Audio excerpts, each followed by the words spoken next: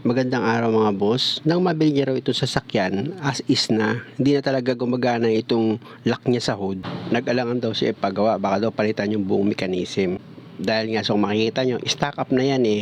Tsinaga ko lang galaw-galawin para matanggal sa pagkaka-stock niya. At nung nakita kong gumalaw na, ayun, inano ko na yung kable niya.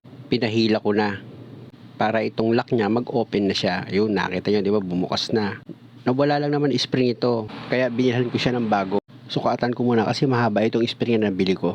Malaking bagay kasi itong spring niya na pag hinila mo yung cable mo dito sa hood, matatanggal siya sa pagkakalak para mabuksan mo itong hood mo.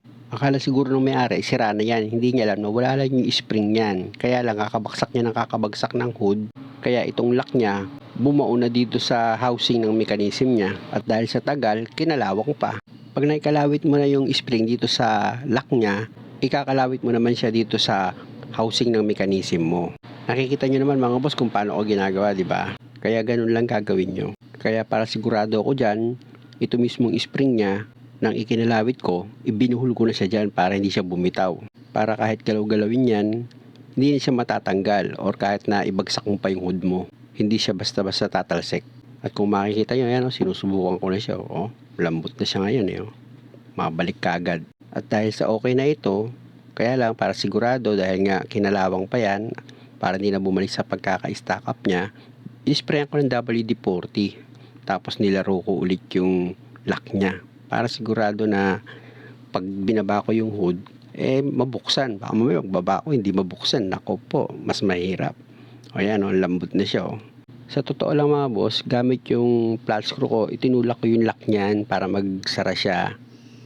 Tapos pinahila ko yung cable para magbukas, umukay na siya. Hindi ko lang na-video mga boss, hindi ko na-on yung cellphone kaya hindi nyo nakita. Ngayon testingin na natin ngayon yung talaga magsasarado na tayo ng hood. Si may-ari na mismo nagsara para sigurado. Siya na rin daw ang hihila. Nag-alangan kasi siya nung una, baka daw hindi bumukas eh. Kaya ayan, siya na mag-testing.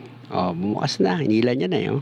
Kaya kung ganito yung sasakyan nyo at same problem lang, gayahin yung ginawa ko. Dati yan, hindi stock up yan dati.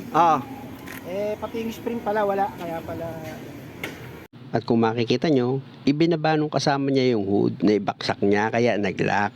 At ito namang may-ari, hindi niya napansin na nailak nung kasama niya. Kaya binubuksan niya rin. Maalala niya ay nag-lock pala. Bubuksan niya na ngayon. Muli mga boss, maraming salamat sa panonood. Sana nakakuha kayo kahit maliit lang na idea. Para kung same problem lang, alam niyo na kung paano niyo gagawin. At kung maaari at okay lang naman sa inyo, huwag niyo naman sanang kalimutang mag-subscribe sa channel ko. Salamat!